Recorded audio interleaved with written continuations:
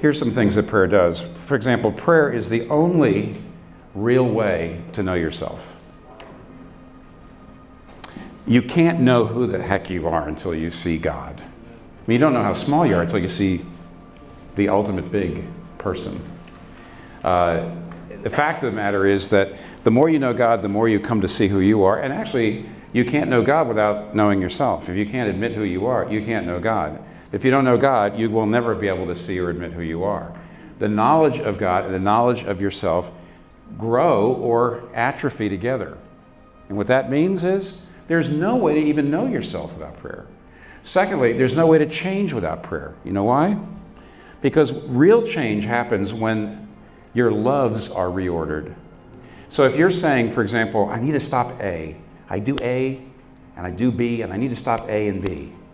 But if you love A and B more than you love God, you will go back to A and B. It doesn't matter how much accountability there is. It doesn't matter the consequences. It doesn't matter how much you try to exert your willpower. The problem is, unless you come to love God more than you love A and B, you'll keep going back to A and B. Well, now how do you change your loves? Prayer. I mean, in other words, praying. That's how you grow to love God. You don't pray, you're not going to love God. So prayer is the only way to know yourself. Prayer is the only way to change. Prayer is the only way to get all the gifts God wants to give you. The Bible talks about He wants to give you love and wisdom and joy and all kinds of things. But here's the thing. It's not safe for Him to give you those things unless you're a person of prayer.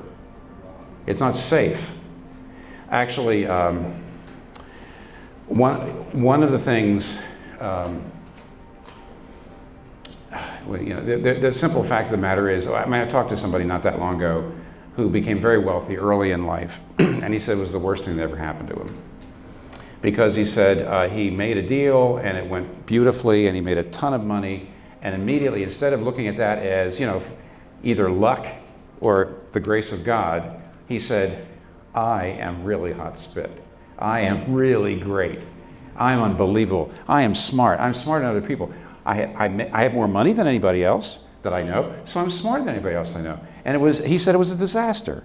His head got very big, of course, and he made all kinds of boneheaded decisions because he was so sure his gut was the reason why he got rich, right? So now his gut must always be right.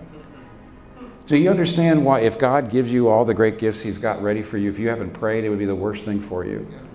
You would take credit for it. You know your heart. You would say, oh, I'm doing well because I'm better than other people. That's why I'm doing better. I must be better. Not I'm more blessed. No.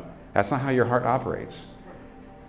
I mean, you're not going to get the blessings God wants to give you if you don't pray. You're not going to know yourself if you don't pray. You're not going to change if you don't pray.